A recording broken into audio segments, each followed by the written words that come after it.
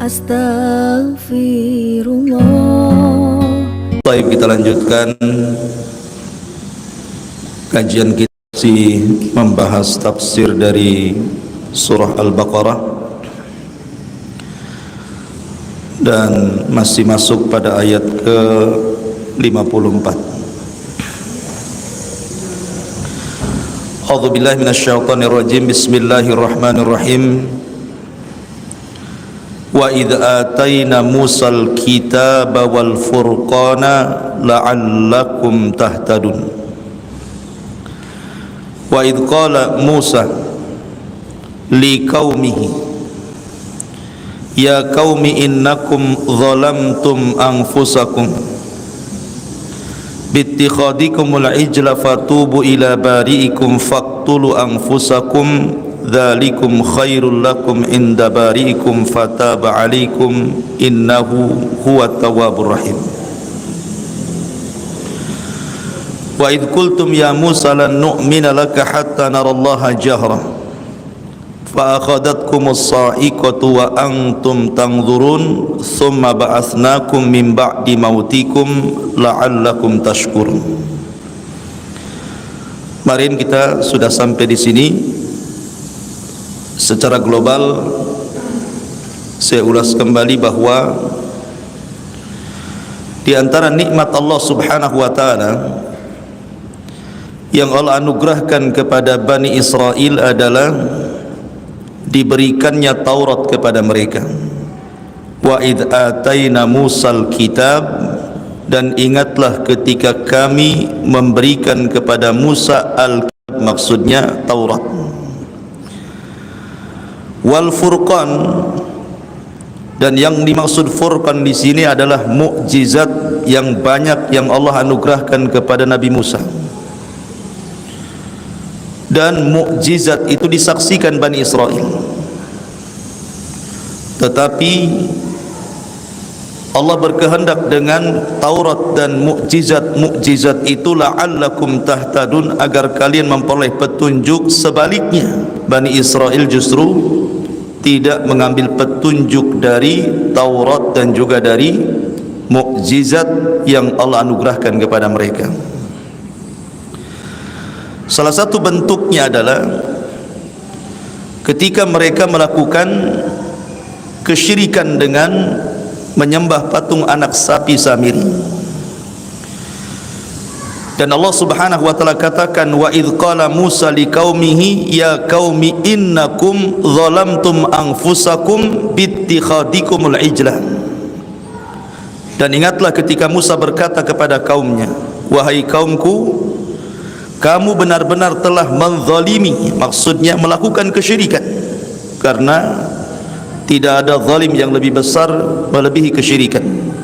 Seperti ucapan Luqman Al-Hakim, ya bunayya la tusyrik billahi inna syirka la zulmun azim. Wahai anakku, jangan melakukan kesyirikan, karena kesyirikan itu kezaliman yang sangat besar. Fatubu ila bari'ikum, maka bertobatlah kalian kepada pencipta kalian. Bagaimana bentuk tobatnya? Faqtulu anfusakum, bunuhlah diri-diri kalian. Dzalikum khairul lakum inda barikum, itu lebih baik bagi kalian. Fataba 'alaikum innahu huwat tawwabur rahim, dia akan menerima tobatmu, sungguh dialah yang maha penerima tobat lagi maha penyayang. Kemarin sudah dijelaskan bahwa ketika Nabi Musa alaihi salatu wassalam pulang mendapatkan Taurat, satu-satunya kitab yang ditulis oleh Allah Azza wa Jal, tiba-tiba kemudian Bani Israel murtad karena menyembah patung anak sapi yang dibentuk Samiri. Akhirnya mereka disuruh untuk bertobat, dan tobatnya dengan cara saling membunuh. Tetapi mereka tidak mau awalnya, kecuali setelah diancam dengan bukit Tur di atas kepala mereka, baru kemudian mau bertobat. Akhirnya 70.000 Bani Israel saling bunuh-membunuh, dan itu lebih baik bagi mereka. Lah orang-orang ini adalah orang-orang yang ditinggalkan Nabi Musa. Tetapi orang-orang yang ikut Nabi Musa sendiri, 12 orang pilihan, itu juga mereka kurang lebih perlakuannya kepada Nabi Musa alaihi salatu wasalam. Jadi yang ditinggalkan mereka musyrik, tetapi yang ikut Nabi Musa beda lagi. Maksiat mereka kepada Allah Azza wa Jalla. Bagaimana? Di sini dijelaskan. Wa idz qultum ya Musa lan nu'mina laka hatta narallaha jahra fa akhadhatkumus sa'iqatu wa antum tanzurun thumma ba'atsnakum min ba'di mautikum la'allakum tashkurun. Dan ingatlah ketika Musa berkata, dan ingatlah ketika kamu berkata kepada Musa, wahai Musa, kami tidak akan beriman kepadamu sebelum kami melihat Allah dengan jelas. Maka halilintar menyambar kalian sedang kalian menyaksikannya. Kemudian kami bangkitkan kalian setelah kalian mati agar kalian bersyukur. Begini ceritanya. Sampai di sini kemarin ceritanya. Jadi ketika Nabi Musa alaihi salatu wassalam meminta kepada Allah Subhanahu wa taala untuk dibuat undang-undang bagi Bani Israel, sama seperti kita Al-Qur'an undang-undang bagi kaum muslimin. Jadi Nabi Musa alaihi salatu wassalam membawa 12 orang pilihan. Memang termasuk murid-murid khususnya Nabi Musa. Diajak oleh Nabi Musa. Kemudian setelah dekat dengan Bukit Tur, maka mereka meminta kepada Nabi Musa alaihi salatu wassalam bahwa mereka tidak mau hanya mendapatkan hasil saja. Maksudnya bukan hanya sekedar Musa mendapatkan Taurat kemudian mereka membacanya dan melihatnya. Tidak mau hanya sebatas itu. Mereka ingin menyaksikan bagaimana Allah Subhanahu wa taala berjumpa dengan Nabi Musa. Terang-terangan Allah itu tampak di hadapan Nabi Musa dan mereka melihatnya. Dan ini kan sesuatu mustahil. Jangan lagi mereka. Nabi Musa pernah meminta kan sama. Nabi Musa pernah meminta kepada Allah Subhanahu wa taala agar Allah Subhanahu wa taala menampakkan dirinya kan. Tetapi Allah Subhanahu wa taala tidak menolak permintaan Musa, tetapi Allah hanya mengatakan lan tarani, engkau tidak bisa melihatku. Kemudian Allah Subhanahu wa taala mengatakan kepada Musa, walakin dur ilal jabal fa in istaqarra makanah fasawfa tarani. Tetapi lihatlah bukit berbatu itu wahai Musa. Kalau bukit berbatu itu tidak bergoncang, tidak hancur, pasti kau akan melihat aku. Maka Allah katakan falamma tajalla rabbuka lil jabali ja'alahu dakka wa sara Musa sa'iqa. Ketika Allah Subhanahu wa taala menampakkan dirinya kepada bukit berbatu itu, tiba-tiba bukit itu hancur. Dan karena dahsyatnya kehancuran bukit itu menjadikan Musa pingsan. Setelah Musa siuman, dia mengatakan tubtu ilaika, aku bertobat kepadamu ya Rabb, wa ana awwalul muslimin, dan saya cukup taat, dan wa ana awwalul mu'minin, cukup beriman saja. Artinya Musa sendiri tidak bisa melihat Allah kan? Tidak bisa melihat Allah. Tetapi masalahnya di sini orang-orang pilihan Nabi Musa ini meminta permintaan yang sama dengan Nabi Musa. Kok mereka kemudian dihantar halilintar sampai mati, tapi Musa tidak? Apa bedanya di sini? Orang-orang ini kan meminta kepada Nabi Musa dan mengatakan, ya Musa lan nu'mina laka hatta narallaha jahra. Wahai Musa, kami tidak akan beriman dengan kenabian sampai kami melihat Allah dengan jelas. Apa yang terjadi? Fa akhadhatkumus sa'iqatu wa antum tanzurun. Allah kirim halilintar, akhirnya membunuh mereka semua. Tapi ketika Musa meminta kepada Allah, Allah tidak kirim halilintar. Apa bedanya?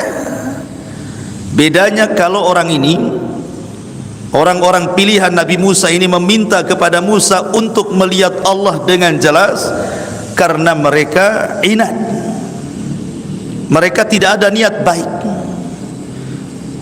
Tidak ada niat baik Bani Israel untuk melihat Allah Subhanahu wa taala. Hanya ingin istihza saja, mengolok-olok Nabi Musa. Tetapi permintaan Musa alaihi salatu wassalam bukan itu. Dia hanya kecintaan dia kepada Allah Subhanahu wa taala sehingga ingin melihat Allah, hanya itu saja. Sehingga hukumannya pun berbeda. Orang-orang yang minta diperlihatkan Allah, Allah kirim halilintar sehingga membunuh mereka semuanya. Tetapi Musa tidak. Karena Musa hanya kecintaan kepada Allah Azza wa Jalla, hanya ingin melihat itu saja. Makanya Allah azab orang-orang ini dan Allah tidak mengazab Nabi Musa. Kemudian Allah katakan, "Tsumma ba'atsnakum min ba'di mautikum la'allakum tashkurun." Setelah mereka Allah binasakan dengan halilintar itu, kemudian Allah bangkitkan kembali mereka setelah kematian mereka. Dan ini kuasa Allah Subhanahu wa taala, bisa menghidupkan setelah kematian. Makanya sering saya katakan dalam surah Al-Baqarah ada 5 perkara yang menunjukkan kuasa Allah Subhanahu wa taala menghidupkan dari kematian. Pertama, kisah ini. Kisah Bani Israel yang meminta diperlihatkan Allah dengan jelas, kemudian mereka dibinasakan, mereka dibunuh, kemudian dihidupkan kembali. Kemudian yang kedua, kisah Baqarah Bani Israel. Kisah sapi betina Bani Israel ketika ada seorang pejabat mati, kemudian ingin mencari siapa pembunuhnya. Kemudian mereka datang kepada Musa untuk disingkap kasusnya. Maka Musa berdoa kepada Allah, kemudian Allah perintahkan untuk menyembelih sapi betina. Tapi bukannya mereka langsung menyembelih, banyak tanya. Apa warnanya, bagaimana usianya, macam mana sapi betinanya, macam-macam mereka tanya. Hampir-hampir mereka tidak bisa melakukannya. Tapi setelah kemudian mereka berhasil melakukannya, kemudian Musa pun menyuruh menyembelih sapi betina itu, kemudian memukulkan sebagian badannya kepada orang mati, tiba-tiba hidup. Tapi hidup sesaat, hanya menunjukkan siapa pembunuhnya, kemudian mati lagi. Ini kasus kedua. Kasus ketiga, kisah Nabi Hazkiel. Itu disebutkan juga dalam surah Al-Baqarah. Alam tara ilal ladzina kharaju min diyarihim wa hum ulufun hadarul maut.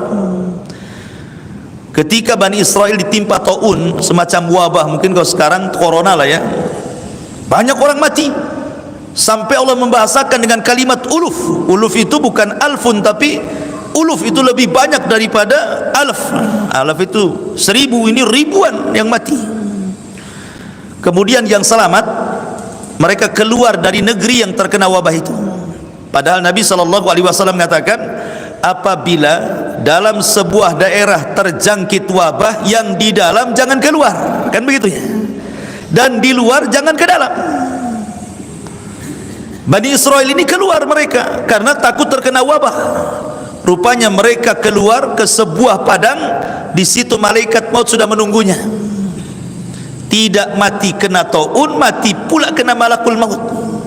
Akhirnya yang menyelamatkan diri itu malah mati kena malakul maut. Dari sini kata para ulama, al-hadaru la yamna'ul qadara. Menghindar dari kematian itu tidak menghalangi takdir kematian. Kan itu ya. Tidak mati dengan wabah corona, mati dengan yang lain, gitu maksudnya. Ya. Akhirnya kemudian mereka pun mati. Ketika mati bergelimpangan, datanglah Nabi Hazkiel, salah satu Nabi Bani Israel, kemudian berdoa kepada Allah agar menghidupkan mereka kembali, dan Allah hidupkan kembali mereka. Ini kasus ketiga. Kasus keempat adalah cerita Nabi Uzair, masih dalam Al-Baqarah, di mana Allah Subhanahu wa taala menceritakan dengan detail kisah Nabi Uzair yang diwafatkan 1 abad itu. Ketika dia lewat ke sebuah daerah, konon katanya Baitul Maqdis yang dihancurkan, Bukhtun Nasr. Orang-orang Yahudi dihinakan, sebagai dibantai, sebagai jadikan budak, dan kotanya dihancurkan, Palestina. Kemudian Uzair datang melihat-lihat gitu kan, kota yang hancur itu. Kemudian dalam hatinya mengatakan, kaifah yuhyi hadhillahu ba'da mautiha. Macam mana Allah akan mengembalikan kota yang hancur ini?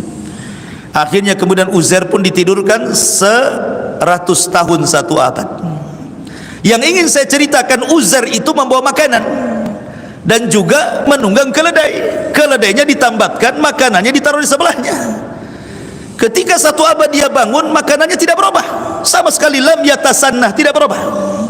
keledainya yang mati, tinggal tulang-tulangnya saja. Kemudian Allah Subhanahu wa taala ingin menunjukkan bagaimana Allah mampu menghidupkan setelah kematian. Maka Allah rangkai lagi tulang bululang keledai itu, kemudian datang dagingnya entah dari mana, datang kulitnya nempel lagi, tiba-tiba dihidupkan dan bersuara seolah-olah kiamat mau bangkit. Artinya apa? Kecil bagi Allah menghidupkan sebuah kota yang hancur. Allah saja mampu menghidupkan keledai setelah kematiannya. Akhirnya Uzair pun melihat kuasa Allah. Setelah kemudian dia melihat kota yang sebelumnya mati, tiba-tiba hidup kota itu, ramai lagi. Dan itu menunjukkan ala kulli syai'in qadir, Allah itu atas segala sesuatu mampu. Jadi keledai dari kematian bisa dihidupkan oleh Allah. Kemudian kisah yang terakhir, yang kelima, kisah Ibrahim ketika disuruh menyembelih 5 ekor burung. Kemudian masing-masing bagian burung diletakkan di gunung-gunung. Kemudian Allah mengatakan summad'uhunna ya'tinaka sa'ya. Panggil burung-burung itu, maka mereka akan merangkai kembali dan tidak tertukar, dan mereka akan datang kepadamu. Dari 5 kisah kematian kemudian dihidupkan kembali ini juga ada faedah bahwa Allah Subhanahu wa taala mampu membangkitkan manusia pada hari kiamat. Di dunia saja Allah bisa membangkitkan orang mati, apalagi nanti ketika tiupan sangkakala kedua Israfil yang disebut dengan yaumul ba'tsi wan nusyur, hari kebangkitan. Allah lebih mudah menciptakan kedua kalinya dibandingkan menciptakan pertama kalinya. Baik, di sini Allah Subhanahu wa taala ceritakan summa ba'atsnakum mim ba'di mautikum la'allakum tashkurun. Kemudian kami bangkitkan kembali kalian agar kalian bersyukur. Bersyukurkah mereka? Rupanya tidak. Degilnya Bani Israel itu sudah jelas-jelas dimatikan, dihidupkan kembali ya. Bukannya malah bertobat, makin israr terus menerus di dalam kekufuran. Ma'asyiral muslimin yang dimuliakan Allah Azza wa Jalla. Kemudian Allah mengatakan kisah lain, wa dhallalna 'alaikumul ghamama wa anzalna 'alaikumul manna wassalwa kulu min thayyibati ma razaqnakum wa ma zalamuna walakin kanu anfusahum yadhlimun. Dan kami menaungi kamu dengan awan, dan kami menurunkan kepadamu manna dan salwa. Makanlah dari manna dan salwa itu rizki yang baik dari Allah yang telah kami berikan kepada kalian. Maka tidak mendolimi, mereka tidak mendolimi kami, tetapi justru merekalah yang mendolimi diri mereka sendiri. Ma'asyiral muslimin yang dimuliakan Allah Subhanahu wa taala, di sini ada kisah menarik. Jadi kisah ini adalah kisah daripada Yusa ibn Nun. Jadi kisah ini kisah Yusa ibn Nun. Tapi sebelumnya, sebelum saya masuk kepada kisah Yusa ibn Nun ini, jadi Bani Israel ini mereka berhasil diseberangkan oleh Musa dari kejaran Firaun. Kemudian mereka sudah mendekati Palestina. Artinya mereka itu sudah dekat dengan Baitul Maqdis, tetapi terhalang oleh sebuah kota namanya Ariha. Kota tertua di dunia namanya Ariha. Lah Ariha ini dikuasai oleh orang-orang Amalikah. Orang-orang Amalikoh ini orang keturunan dari kaum Ad, orangnya besar-besar. Kaum Ad kan ma'ruf ya, kaum Ad, kaum Samud itu kan orangnya besar-besar. Dan pemimpinnya namanya Uwaz ibn Unuk. Uwaz ibn Unuk, raksasa ya, besar badannya. Jadi kaum Amalikoh itu besar-besar karena mereka keturunan kaum Ad, orang Arab. Dari sini kita menunjukkan bahwa sebenarnya Palestina ini kalau mengurut kepada sejarah, orang yang pertama menduduki Palestina itu bangsa Arab, bukan orang Yahudi. Jadi kalau sekarang orang-orang Yahudi kemudian hendak mencaplok Palestina, kemudian mereka hendak membuat Palestina itu jadikan kota mereka, Baitul Maqdis mau dijadikan ibu kota rayanya orang-orang Israel, itu tidak benar. Mereka itu menjajah. Tapi mereka memutarkan sejarah seolah-olah mereka pemilik Palestina dan Baitul Maqdis. Tidak. Yang pertama kali menempati Palestina itu orang-orang Amalikah. Orang Amalika itu turunan Ad dan mereka orang Arab. Jadi orang Arab yang berhak dengan tanah Palestina. Ya. Lah Musa ini harus menghadapi mereka. Ini kan orang yang raksasa-raksasa nih, besar-besar orangnya, keturunan Ad.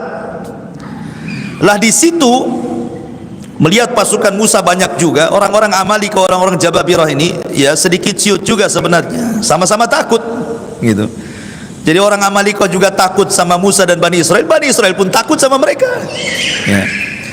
Jadi di tengah-tengah orang Amalika ini ada orang yang mustajabud doa. Kalau berdoa mustajab doanya. Karena menguasai Ismul A'zam, menguasai nama-nama Allah Subhanahu wa taala yang sangat agung. Dalam Islam itu ada juga Ismul A'zam. Ada yang mengatakan Ismul A'zam itu Al-Hayyu Al-Qayyum. Ada juga yang mengatakan Allah dan macam-macam. Yang jelas Allah sembunyikan di antara 99 nama mana Ismul A'zam tidak tahu kita. Karena itu pernah ditanyakan oleh sahabat kepada Ummul Mukmin Aisyah radhiyallahu anha. Wahai Aisyah, Ismul A'zam dalam Asmaul Husna itu mana? Yang mana satu? Ar-Rahman ka, Ar-Rahim ka, Ar-Razzaq ka, Al-Ghafur ka, Al-Hayyu Al-Qayyum? Yang mana satu? Sebab gini, kalau kita tahu itu Ismul A'zam, tentu kita mudah berdoa, karena siapapun yang menggunakan Ismul A'zam dalam doa mustajab doanya. Aisyah radhiyallahu anha hanya mengisyaratkan dengan membuat semacam perbandingan dengan Lailatul Qadar. Sebagaimana Lailatul Qadar disembunyikan oleh Allah Azza wa Jal, kita tidak tahu Lailatul Qadar itu malam apa, malam keberapa kan? Rasul hanya menunjukkan 10 akhir Ramadan. Bisa 21, bisa 23, bisa 25, 27, 29, wallahu alam. Di malam mana? Nah, sebagaimana Allah sembunyikan Lailatul Qadar di 10 akhir Ramadan, begitu juga Ismul A'zam, nama yang agung dalam 99 nama itu, yang satu yang mana satu tidak tahu. Makanya kalau ingin berdoa dan ingin bertepatan dengan Ismul A'zam, ya baca aja semua Asmaul Husna. Nanti akan kena juga kan gitu ya. Jadi ada seorang laki-laki di tengah-tengah Amalika ini, namanya Bal'am ibn Ba'urah. Bal'am ibn Ba'urah, orang alim. Konon katanya dia salah satu dari muridnya Nabi Musa yang disuruh berdakwah di Amalika ini. Wallahu alam. Yang jelas ini kisah Israeliat. Akhirnya kemudian orang-orang Amalika ini datang kepada Bal'am ibn Ba'urah dan mengatakan, ya Bal'am, Musa sudah sampai di Bukit Husban. Bukit Husban itu kan terbentang lebar gitu ya, artinya sudah dekat dengan kita. Jangan-jangan Musa akan datang kemari menyerbu kita, mengeluarkan kita dari sini. Engkau kan seorang alim, penguasa Ismul A'zam, berdoalah kejelekan kepada Musa dan kaumnya. Akhirnya kemudian Bal'am ibn Ba'urah tidak mau dan mengatakan, celaka kalian, dia Nabi Allah, tidak mungkin saya berdoa keburukan kepada Nabi Allah. Tapi karena kemudian didesak, dikasih harta, dikasih jabatan, dikasih dunia, lama-lama ciut. Lihat bagaimana fitnah dunia. Terkadang orang yang istiqomah bisa berubah. Fitnah dunia ini ngeri gitu ya. Ustadz, kiai, tokoh agama ini kalau sudah masuk urusan politik dunia, sebentar saja itu hilang agamanya ya. Jadi Bal'am ibn Ba'urah akhirnya mau kemudian mendoakan kejelekan kepada Musa, tapi doanya selalu kepeleset, tidak bisa. Yang didoakan Musa, bukan orang lain, Nabi Allah, ulul azmi, seorang Rasul kalimullah. Macam mana didoakan keburukan? Akhirnya Bal'am merasa tidak dikabulkan doanya, dia pun mengatakan, khasirtu dunya wal akhirah. Aduh, aku sudah rugi dunia, rugi akhirat katanya. Jadi rugi dua-duanya gitu ya, karena sudah gak mempan lagi doanya. Makanya kisah Bal'am ini, ma'asyiral muslimin yang dimuliakan Allah Subhanahu wa taala, dijelaskan di dalam Al-Qur'an kan, bagaimana Bal'am ini dikatakan fansalakha minha fakana minal ghawin. Maka Bal'am tiba-tiba insalah. Insalah itu seperti ular kalau mau ganti kulit, kulitnya ditinggal, badannya pergi. Itu insalah namanya. Jadi imannya ditanggalkan, takwanya ditanggalkan, ilmunya ditanggalkan, jadi orang jahat. Bal'am bin Ba'urah itu. Bahkan Allah mengatakan fa'atba'ahu syaitan. Fa'atba'ahu syaitan, setan yang ikut dia, bukan dia ikut setan, si Bal'am ini ya. Akhirnya karena tidak bisa, akhirnya Bal'am pun membuat siasat dengan cara meminta kepada gadis-gadis Amalikoh untuk pergi pura-pura berniaga ke pasukan Musa, ke tenda-tenda Musa, cari orang pilihan Musa, suruh berzina satu saja sudah cukup. Akhirnya kemudian Diutuslah wanita-wanita cantik itu, pura-pura jualan ini, jual makanan ke pasukan Musa. Rupanya salah satu orang pilihan Musa tergoda dengan wanita Amalikoh, berzinah pula dia di situ. Akhirnya dengan berzinah itulah Bal'am berhasil menghancurkan Musa dan Bani Israel. Dikirimlah azab kepada Bani Israel. Dikirim azab kepada Bani Israel. Apa azabnya? Yatihuna fil ardi arba'ina sanatan. Mereka dibuat linglung di negeri linglung. Mereka tinggal di padang pasir tapi tidak bisa keluar dari padang pasir. Jadi kalau kita ini di Batam nih, mau ke Tanjung Pinang itu putar-putar di Batam aja, nggak sampai-sampai ke Tanjung Pinang, muter-muter di situ saja. Itu namanya tih, namanya ardut tih. Saya bahasakan dengan bumi linglung, nggak bisa keluar dari situ. Pokoknya mau kemana saja balik lagi ke situ. Bukan setahun 2 tahun, arba'ina sanatan, 40 tahun mereka tidak bisa keluar dari situ. Gara-gara satu maksiat menghancurkan satu negara. Satu yang salah semua kena. Wattaqu fitnatan la tusibanna alladhina zalamu minkum khassa. Takutlah kepada fitnah yang kalau Allah timpakan bukan hanya orang zalim saja yang terkena, orang baik pun terkena imbasnya. Makanya pentingnya al-amru bil ma'ruf wan nahyu anil munkar. Ajak manusia kepada kebaikan, cegah juga kemungkarannya. Ya. Karena mengajak manusia kepada kebaikan gampang, tapi mencegah dari kemungkaran ini yang susah. Ayo solat gampang, tapi untuk memperingatkan orang ini menyelisih sunnah, orang ini jatuh kepada syirik, itu agak berat tuh. Tetapi begitulah asas Islam dibangun di atas 2 perkara. Ajak manusia kepada kebaikan, cegah juga kemungkarannya. Ya. Lah ketika mereka di linglung itulah Nabi Musa alaihi salatu wassalam mengutus nuqaba Bani Israel. 12 pilihan Nabi Musa diutus untuk mengintai.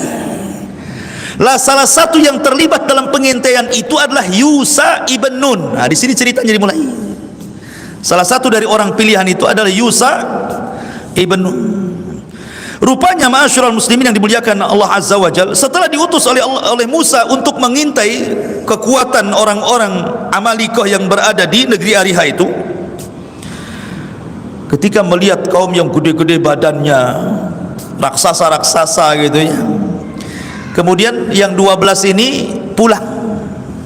Yang 10 sudah diperingatkan Nabi Musa, jangan bercerita tentang pasukan Amalikoh yang gede-gede, nanti Bani Israel ciut, nggak mau melawan. Ngapain kita ngelawan raksasa kan itu ya, nengok aja udah takut apalagi perang gitu. Musa mengatakan jangan cerita, jangan disebarkan, karena Allah subhanahu wa ta'ala sudah mewahyukan kepadaku kita akan menang perang. Sebenarnya Musa sudah meyakinkan kita menang perang, tapi jangan disebarkan, nanti akan mengalami ketakutan orang-orang ini. Akhirnya kemudian yang 10 orang kurang ajar pula, malah diberitahu kepada keluarganya, pamannya, ponaannya. Akhirnya akan menyebar, ya kan, takutlah Bani Israel jadinya.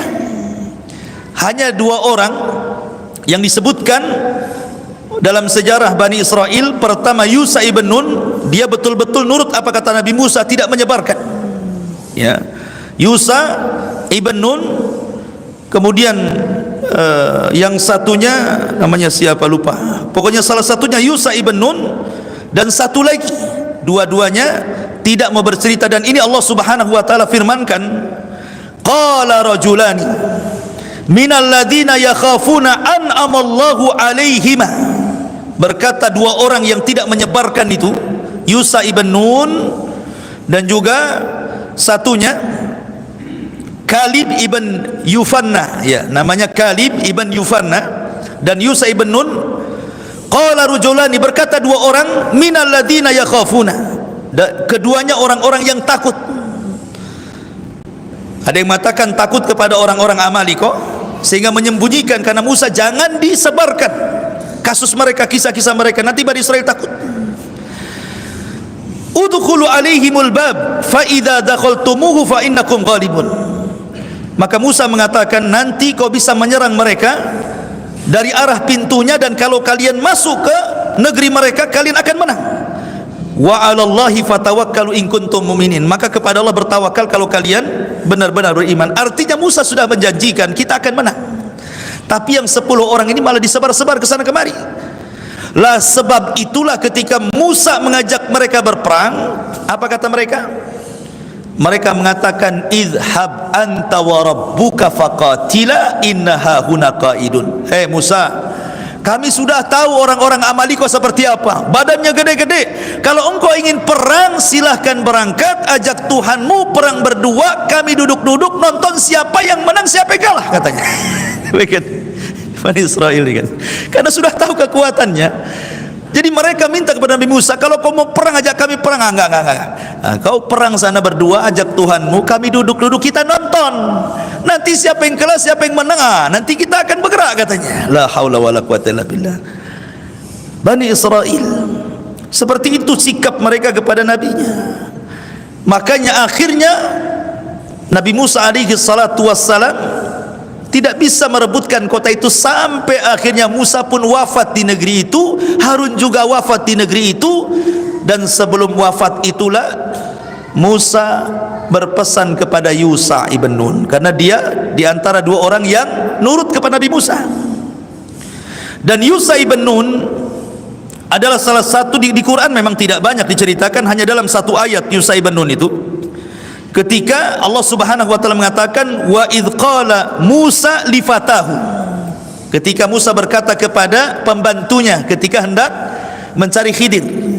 Ulama tafsir mengatakan li fatahu, pembantunya di sini maksudnya Yusha ibn Nun.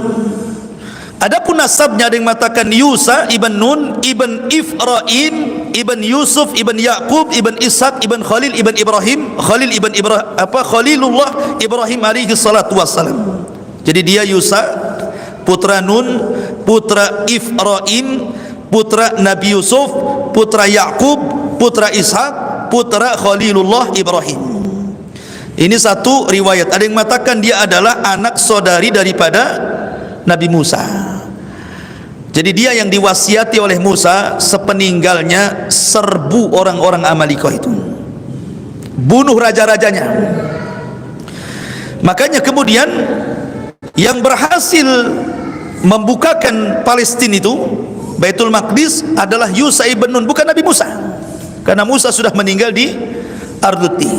Lah ayat yang kita ceritakan ini, wa dhallalna 'alaikumul ghamama wa anzalna 'alaikumul manna wassalwa, ini cerita ketika mereka berada di negeri linglung, ketika mereka diazab tidak bisa keluar dari negeri linglung itu.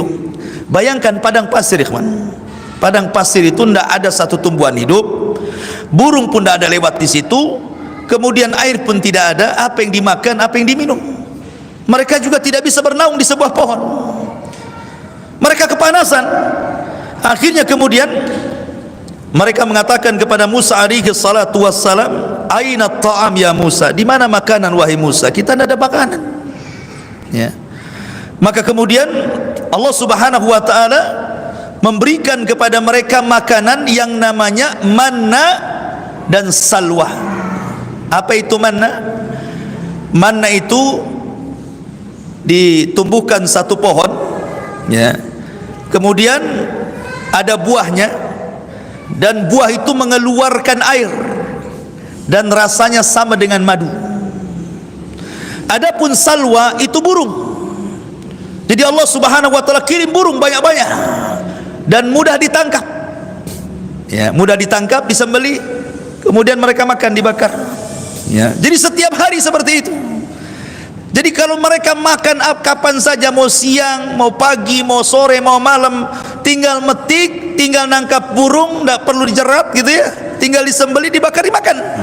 Bayangkan, mereka tidak perlu lelah, tidak perlu capek nyari rizki, nyari uang untuk beli makanan. Makanan sudah ada di hadapan mereka. Dan ini nikmat yang Allah anugerahkan kepada Bani Israel. Kemudian mereka mengatakan, "Taib ya Musa, ini makanan sudah ada daging burung, sudah ada buah yang rasanya kayak madu gitu ya. Aina syarab, lalu di mana minuman?" Maka kemudian Musa pun oleh Allah Subhanahu wa taala disuruh untuk memukulkan tongkatnya. Tiba-tiba ketika dipungkulkan ke batu, keluarlah 12 mata air. Kenapa mesti 12? Ketika Musa memukulkan lautan, 12 jalan. Ketika kemudian memukulkan batu, 12 air mata air. Ya, karena Bani Israel satu kabilah dengan kabilahnya itu tidak akur. suka perang gitu ya. Maka mereka dibuat sendiri-sendiri oleh Nabi Musa. Nah, mata air kamu sebelah sana. Oh, kamu kabilah Ruben sana, kabilah Samun di sana, kabilah Lawi di sana, kabilah Yahuda di sana, kabilah Zabulun di sana, kabilah Yasakir di sana gitu ya. Kabilah siapa lagi? Jad, kabilah Ashir, kabilah Yusuf, kabilah Binyamin, kabilah Naftali, kabilah Dan gitu ya. Jadi 12 kabilah ini disendiri-sendirikan tuh. Jadi supaya tidak saling rebutan. Coba nikmat mana lagi? Fabi ayyi ala'i rabbikuma tukadziban. Nikmat mana lagi yang kalian dustakan? Makanan tinggal ngambil, minuman tinggal minum gitu ya.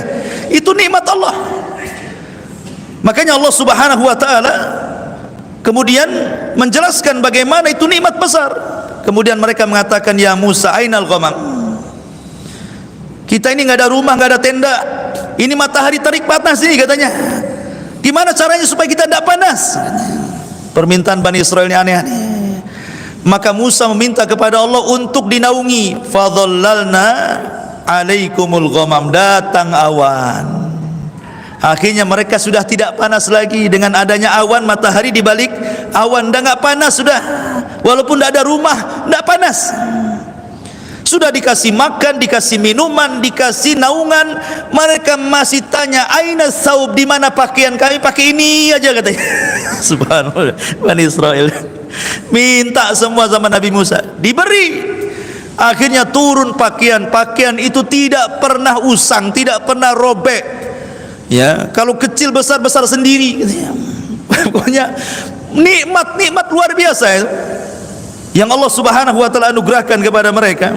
Wa dhallalna 'alaikumul ghamama wa anzalna 'alaikumul manna wassalwa. Kulu min thayyibati ma razaqnakum. Makan, ini makanan baik kami rizkikan kepada kalian. Wa ma dhalamuna walakin kanu anfusahum yadhlimun. Mereka tidak mendolimi kami, tetapi mereka sedang mendolimi diri mereka sendiri. Bagaimana mereka mendolimi dengan nikmat Allah? Nanti ada kisahnya. Mereka bosan makan ini terus. Mereka minta yang lain, kalau bisa sayur-sayuran, bawang-bawangan, nanti ada ceritanya.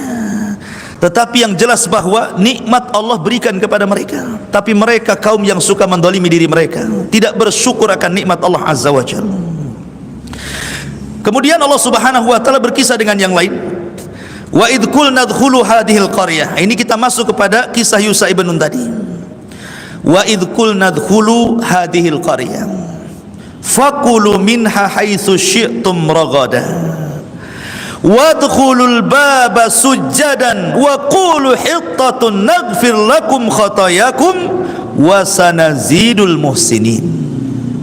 Dan ingatlah ketika kami berfirman, masuklah ke negeri ini, maksudnya Baitul Maqdis, maka makanlah dengan nikmat dari berbagai macam makanan yang ada di sana sesukamu, dan masukilah pintu gerbangnya sambil membungkuk, dan katakanlah, bebaskanlah kami dari dosa-dosa kami, niscaya kami ampuni kesalahan kalian, dan kami akan menambah karunia bagi orang-orang yang berbuat baik. Jadi ketika Musa sudah wafat, Harun sudah wafat, kemudian Musa mewasiatkan kepada Yusha ibn Nun agar memimpin Bani Israel, dan generasi pengecut sudah mati, datang generasi pemberani. Generasi pemberani datang. Maka Yusha ibn Nun kemudian menggerakkan pasukan untuk menggempur Ariha, karena itu syaratnya supaya Baitul Maqdis dikuasai. Maka kemudian ketika Yusha ibn Nun memimpin pasukan melawan orang-orang Amalika, penguasa Ariha yang dipimpin oleh Uwais ibn Unuk, itu berhasil. Masalahnya peperangan sengit itu terjadi di hari Jumat. Peperangan sengit itu terjadi di hari Jumat, sementara waktu sudah mendekati terbenamnya matahari. Bagi orang-orang Bani Israel, khususnya orang-orang Yahudi, hari Sabtu itu hari sakral, tidak boleh ada perang. Siapa yang perang terkena azab nantinya. Jadi mereka menjadikan hari Sabtu sakral. Maka Yahudi itu mereka memuliakan hari Sabtu, Nasrani hari Ahad, Muslim hari Jumat, harinya masing-masing. Tetapi yang memilih hari Sabtu mereka sendiri. Orang Yahudi memilih sendiri hari Sabtu, orang Nasrani memilih sendiri hari Ahad, orang Islam tidak memilih, Allah yang pilihkan hari Jumat. Karunia dari Allah Azza wa Jalla kita punya hari Jumat. Dan hari Jumat itu hari mulia, bukan hari serem, apalagi Jumat Kliwon. Ya, Jumat itu hari mulia, hari Id setiap minggu kita. Jadi ketika melihat matahari sudah mau tenggelam, kok perang nggak dimenang-menangkan nih, gimana ceritanya nih? Maka Yusha ibn Nun meminta kepada Allah Azza wa Jalla untuk menghentikan matahari. Makanya Yusha ibn Nun mengatakan kepada matahari, "Hei matahari, anti ma'murah wa ana ma'mur." Engkau diperintah Allah, aku juga sama diperintah Allah. Tapi tolong jangan kau terbenam dahulu sampai perang ini kami menangkan. Tiba-tiba matahari berhenti, tidak jadi tenggelam. Disinilah mukjizat Yusha ibn Nun mampu menghentikan matahari. Makanya Nabi SAW mengatakan kepada Yusha ibn Nun, tidak ada satu manusia pun yang mampu menghentikan matahari kecuali kepada Yusha ibn Nun, kata Nabi. Itu mukjizatnya. Mukjizat Yusha ibn Nun itu bisa menghentikan matahari. Dia matahari nggak tenggelam sampai akhirnya perang menang, baru tenggelam mataharinya. Gitu ya. Masuk hari Sabtu, berarti sudah tidak ada larangan berperang lagi. Ya, sudah selesai perangnya kan? Berarti sudah harus berhenti, tidak boleh perang lagi. Alhamdulillah sudah menang perangnya. Maka raja-raja Amalika yang bekerja sama dengan Bal'am ibn Ba'urah semua dibantai oleh Yusha ibn Nun, sehingga Ariha dikuasai oleh Bani Israel di bawah kekuasaan Yusha ibn Nun. Lah dari Ariha ke Baitul Maqdis sudah dekat, maka Baitul Maqdis pun kemudian dikuasai. Lah sebelum masuk ke Baitul Maqdis, di sini cerita dimulai. Wa id kul nadkhulu hadhil qaryah. Dan ingatlah ketika kami firmankan masuklah ke negeri ini, maksudnya Baitul Maqdis. Fakulu minha haitsu syi'tum ragada. Di negeri itu kaya, banyak makanan, banyak minuman. Kalian sudah sengsara di negeri Ti, di negeri linglung, susah mau cari makan, susah mau minum enak. Negeri itu negeri kaya, makanan apa saja ada, kalian tinggal makan. Syaratnya dua. Yusha ibn Nun meminta Bani Israel cuma dua syarat. Ya. Pertama, wadkhulul baba sujjadan. Pertama, mereka disuruh sujud. Maksud sujud di sini bukan sujud yang kita ma'ruf, maksudnya disuruh merendahkan diri, menunduk sedikit supaya merasa syukur kepada Allah. Allah sudah membukakan Baitul Maqdis kepada mereka. Setelah bergenerasi, baru mereka yang bisa berhasil membuka Baitul Maqdis. Disuruh bersyukur dengan cara khudu.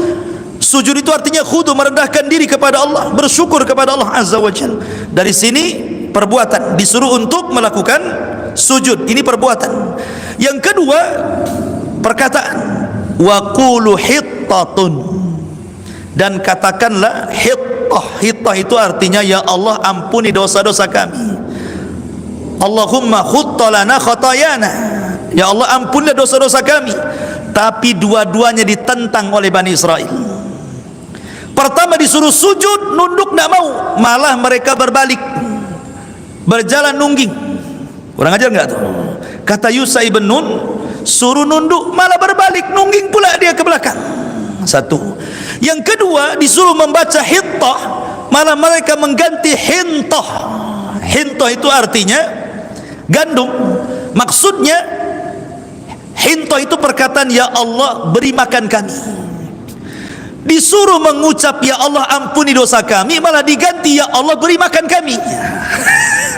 Bani Israel kan, disuruh maju nunduk malah nungging, disuruh ngomong ya Allah ampuni dosa, ya Allah mana makanan, katanya.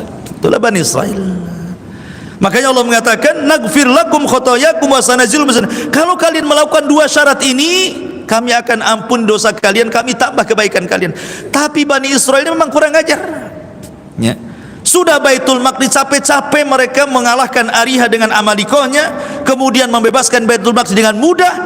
Ini kan bersyukur karena mereka sudah sulit hidupnya di negeri linglung, itu sudah sulit. Nah, sekarang mereka dihadapkan dengan kekayaan yang luar biasa. Tiba-tiba apa? Tiba-tiba mereka pun mendolimi diri mereka. Allah katakan fabaddalal ladzina zalamu qaulan, ghairal ladzi qila lahum fa anzalna 'alal ladzina zalamu rijzan minas sama'i bima kanu yafsukun.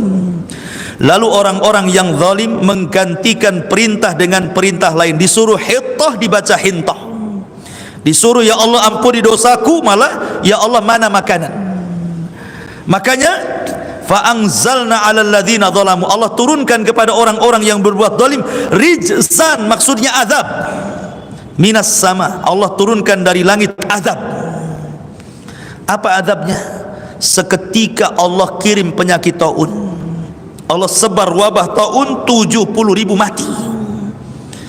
Ketika mereka tidak mau melaksanakan dua perkara ini, langsung total Allah mengirim taun.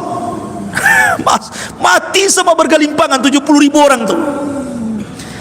Makanya Allah mengatakan bima kanu yafsukun, karena mereka berbuat fasik, tidak menjalankan perintah nabinya, justru bermaksiat kepada nabinya. Makanya ciri khas Bani Israel yang sekarang ada pada orang-orang Yahudi, fariqan kadzabtum wa fariqan taqtulun. Sebagian kalian mendustakan para nabi, sebagian kalian membunuh para nabi.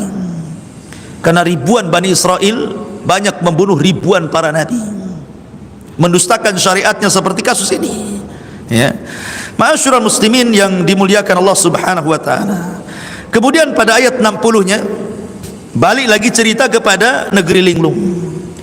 Wa idistasqa Musa liqaumihi faqul nadrib bi asaqal hajar fanfajarat min husnata asyrata ainan qad alima kullu unasim masyrabahum kulu washrabu min rizqillahi wa la ta'thaw fil ardi mufsidin. Dan ingatlah ketika Musa memohon air untuk kaumnya, lalu kami berfirman, pukullah batu itu dengan tongkatmu, maka memancarlah daripadanya 12 mata air. Setiap suku telah mengetahui tempat minumnya masing-masing. Makanlah dan minumlah dari rizki yang diberikan Allah, dan janganlah kamu melakukan kejahatan di bumi dengan berbuat kerusakan. Tetapi nikmat yang besar, air itu nikmat yang besar ya kawan. Wa ja'alna al-ma' kulla syai'in hayyin, kami jadikan air itu segala sesuatu kan bisa hidup. Tidak ada nikmat melebihi air. Jadi Allah Subhanahu wa taala ketika menciptakan, kalau sedikit saya cerita tauhid ya, ada namanya tauhid rububiyah. Salah satu makna rububiyah adalah Allah al-Khaliq, Allah itu pencipta. Dan ketika Allah menciptakan makhluk itu ada dua. Pertama, Allah menciptakan yang disebut dengan usulul khalqi namanya, usulul khalqi. Kemudian ada furu'ul khalqi. Apa sih usulul khalqi dengan furu'ul khalqi itu? Usulul khalqi itu maksudnya Allah menciptakan asal makhluk dulu. Asal makhluk apa? Pertama Allah ciptakan arasy. Yang kedua Allah ciptakan air, di bawah arasy ada air. Kemudian yang ketiga Allah Subhanahu wa taala ciptakan setelah ini kolam, lauhil mahfud. Kemudian setelah itu Allah ciptakan apa namanya, an-nar, api. Kemudian setelah itu Allah ciptakan nur, cahaya. Ini namanya usulul khalqi namanya. Usulul khalqi. Inilah, dari sinilah tercipta segalanya. Ya. Ada yang Allah ciptakan kun fayakun, jadi maka jadilah. Aras kun fayakun, jadi maka jadilah. Air kun fayakun, jadi maka jadilah. Kemudian kolam, kemudian lauhil mahfuz juga sama. Kemudian api, kemudian cahaya kun fayakun. Ada juga yang Allah ciptakan makhluk dari makhluk yang Allah ciptakan. Itu namanya furul khalqi namanya. Ya. Allah menciptakan makhluk dari makhluk ini Allah ciptakan lagi. Seperti malaikat tercipta dari apa? Dari cahaya. Dan cahaya usulul khalqi. Kemudian jin diciptakan dari api. Kemudian manusia diciptakan dari air. Air, api, kemudian cahaya sebelumnya sudah Allah ciptakan. Ini namanya usulul khalqi ya. Namanya Allah menciptakan usulul khalqi dengan kun fayakun. Baru dari penciptaan ini Allah ciptakan lagi. Ya. Seperti bumi. Bumi ini Allah ciptakan dari air yang mengeras. Ya, dengan tanah, kemudian jadilah bumi. Kemudian juga sorga dan neraka, sorga dari cahaya, kemudian neraka juga dari api gitu ya. Artinya bahwa yang menentukan banyak ciptaan adalah air. Karena bumi tercipta dari air, Jin juga anak turunannya tercipta, binatang-binatang, tumbuh-tumbuhan tercipta dari air, termasuk juga manusia tercipta dari air. Makanya air itu segala sesuatu bisa hidup gitu ya, karena airnya segala sesuatu bisa hidup. Jadi nikmat Allah Subhanahu wa taala luar biasa dengan air ini. Lah Bani Israel di saat mereka haus diberikan air kan luar biasa. Orang tidak minum bisa mati sebentar saja, tapi orang tidak makan masih lama matinya. Ya, makanya Allah ini berikan nikmat yang luar biasa. Wa idistasqa Musa liqaumihi faqul nadrib bi'asakal hajar. Maka ketika Musa istisqa, minta hujan kepada Allah. Dari sini disyariatkan bagi umat Islam kalau sedang paceklik tidak ada hujan maka disuruh salat istisqa. Ada pula ilmuwan dari mana, Turki itu dari mana, tidak perlu salat istisqa katanya, itu enggak ngaruh kepada hujan. Payah orang ini. Gitu ya, tidak yakin dengan Allah Azza wa Jalla. Jadi ini syariat istisqa. Sejak zaman para nabi dulu ada istisqa, termasuk di zaman Rasulullah SAW ada istisqa, dan jadi syariat namanya salat istisqa. Dulu Nabi Sulaiman juga istisqa, kemudian Nabi Musa juga istisqa, kemudian di zaman Umar bin Khattab juga istisqa, datang kepada Abbas untuk mengimami salat kemudian berdoa turun hujan, ya kan?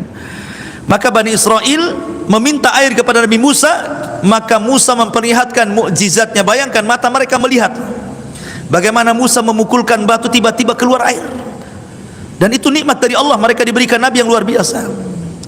Kemudian Allah Subhanahu wa taala ingatkan, kulu washrabu min rizqillah, makan minum dari rezeki Allah, wala ta'tsaw fil ardi mufsidin, jangan kalian melakukan kerusakan. Tapi apakah Bani Israel bersyukur? Rupanya tidak. Perhatikan nih, ini ayat terakhir baru kita tanya jawab. Mereka sudah diberikan makanan manna dan salwa, mereka sudah diberikan minuman, mereka sudah diberikan naungan, mereka sudah diberikan apa? Diberikan pakaian. Tiba-tiba mereka mengatakan kepada Musa, wa idh qultum ya Musa lan nasbiru ala ta'amin wahid fad'u lana rabbaka yukhrij lana mimma tumbitul ardu min baqliha wa kithaiha wa fumiha wa adasiha wa basaliha qala atastabdiluna alladhi huwa adna billadhi huwa khairun ihbitu misra fa inna lakum ma sa'altum wa dhuribat alaihimudz dhillatu wal maskanatu wa ba'u bi ghadabin minallah dzalika bi annahum kanu yakfuruna bi ayatillahi wa yaqtuluna an-nabiyina bighairi haqq dzalika bima asaw wa kanu ya'tadun. Dan ingatlah ketika kamu berkata, wahai Musa, kami sudah bosan dengan makanan manna dan salwa ini, ya, kami tidak tahan hanya makan ini saja, minum ini saja, gitu ya. Maka mohonlah kepada Tuhanmu agar kami, di sini lihat suul adabnya, mereka menganggap bahwa Allah itu Tuhannya Musa saja. Harusnya kan mereka mengatakan fad'u lana rabbana, ini rabbaka, kan itu suul adab itu namanya. Berdoalah kepada Tuhanmu, seolah Tuhannya itu Tuhan Musa saja, bukan Tuhan mereka, gitu ya. Berdoalah Musa kepada Tuhanmu, katanya, agar kami diberikan makanan lain, jangan ini saja, kan itu. Apa makanannya? Diberi makanan yang ditumbuhkan dari bumi seperti sayur mayur, mentimun, bawang putih, kacang adas, bawang merah. Gitu. Bayangkan coba. Ini makanan manna dan salwa ini datang dari Allah, itu makanan lezat. Lezat Allah yang kasih dari langit, tidak perlu nanam, tidak perlu nyari uang, tidak perlu beli, tidak perlu ada. Tiba-tiba mau yang lain. Maunya itu yang sayur-sayuran, mentimunan yang ada bawang putihnya, kacang adasnya, bawang merahnya, ya kayak lalapan jadinya. Mau minta yang lalapan pecel lele itu mungkin. Maunya itu yang kayak gini-gini. Lah kata Musa, kalau kalian pengen itu, bitu Misra, itu banyak tumbuh di tempat di mana-mana. Kau tinggal ke kota sebelah itu banyak itu. Tapi manna dan salwa kalian tidak akan dapat satu dunia. Itu makanan dari Allah, makan lezat. Ya. Akhirnya karena permintaan mereka mendesak kepada Nabi Musa, Allah cabut nikmat, Allah hilangkan manna, Allah hilangkan salwa, Allah hilangkan makanan-makanan lezat, Allah angkat lagi ke langit. Kemudian mereka pun menjadi miskin lagi, makan lalapan. Nggak ada lagi daging-dagingan mereka makan, nggak ada lagi madu-maduan. Akhirnya mereka makan kacang-kacangan. Makanya Allah mengatakan, ya, ketika mereka mengatakan agar dia memberi kami apa yang ditumbuhkan bumi seperti sayur mayur, mentimun, bawang putih, kacang adas, bawang merah, Musa menjawab, apakah kalian meminta sesuatu yang buruk sebagai ganti dari sesuatu yang baik? Bodoh kalian ini makanan lezat, kalian pula cari makanan yang tidak lezat. Kalau hanya itu, pergilah kalian ke kota sebelah, pasti kamu akan dapat makanan itu. Gara-gara itulah akhirnya apa? Wa dzuribat alaihimudz zillatu wal maskanatu wa ba'u bighadabim minallah. Kemudian mereka ditimpa kenistaan, kemiskinan, dan mereka kembali mendapatkan murka dari Allah. Hidupnya sengsara lagi. Dicabut makanan, dicabut minuman, dicabut awan, kemudian susah pula mereka hidup, air sudah mulai sedikit, pokoknya dibuat miskin oleh Allah. Harusnya mereka ketika diberikan nikmat itu kan, la in syakartum la azidannakum wa la in kafartum inna adzabi lasyadid, kan itu. Dan ini kaidah umum, siapapun antum diberikan nikmat, bersyukur, Allah tambah. Antum punya istri satu, bersyukur, nanti Allah tambah, kan itu. Kalau kufur dengan yang satu nggak akan ditambah. Artinya bahwa nikmat apapun kalau kita bersyukur pasti Allah tambah. Tapi kalau kalian kufur seperti Bani Israel ini, ya tunggu saja, azab Allah akan menimpa mereka, waba'u bi ghadabim minallah, dan mereka mendapatkan murka. Sampai hari ini Yahudi itu dimurkai Allah, sehingga Allah senantiasa menyuruh kita membaca ghairil maghdubi alaihim waladhdallin. Tetap maghdub sampai hari ini kita menyebut ghairul maghdub. Siapa maghdub itu? Yahudi. Ya Allah, janganlah seperti orang-orang yang dimurkai. Waba'u bi ghadabi minallah. Siapa mereka? Yahudi. Mereka senantiasa dimurkai sampai hari ini oleh Allah Subhanahu wa taala. Dzalika bima asaw wa kanu ya'tadun. Yang demikian itu karena mereka durhaka dan melampaui batas. Wallahu a'lam. Ini di antara sedikit kisah Bani Israel. Baik, masih ada waktu, silakan yang bertanya.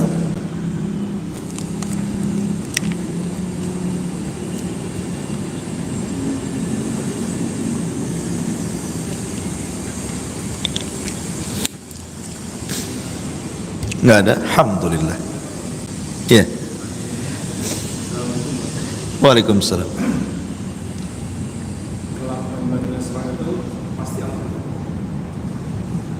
Dia dihidupkan kembali, dia akan menjadi durhaka, pasti Allah. Kira-kira maksudnya cerita itu kita tahu, nah, pasti Allah tahu kan. Yang kedua, karena banyak dari dulu lah itu seks itu benar. Karena ada yang aliran di Malaysia juga, ada sebagian dulu di Jakarta di PRN. Mereka tuh sudah bilang hijab sehingga mereka apa mereka tidak aktif. Ya, ahsan. Ya, alhamdulillah, Allah Maha tahu.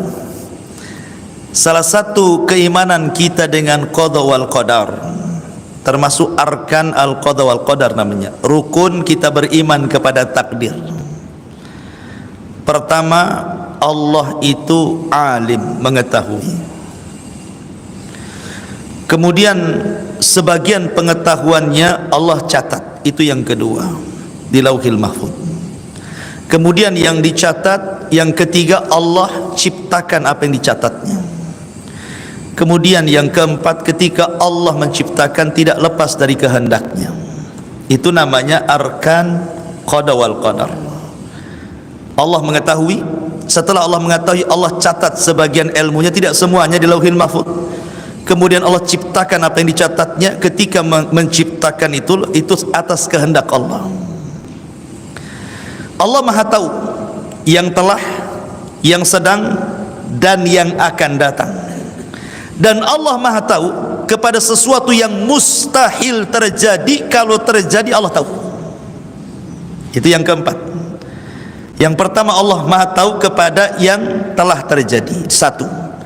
Kepada yang sedang terjadi, dua. Kepada yang akan terjadi, tiga. Kepada yang mustahil terjadi, kalau terjadi Allah tahu. Contohnya, Allah mengatakan lau adu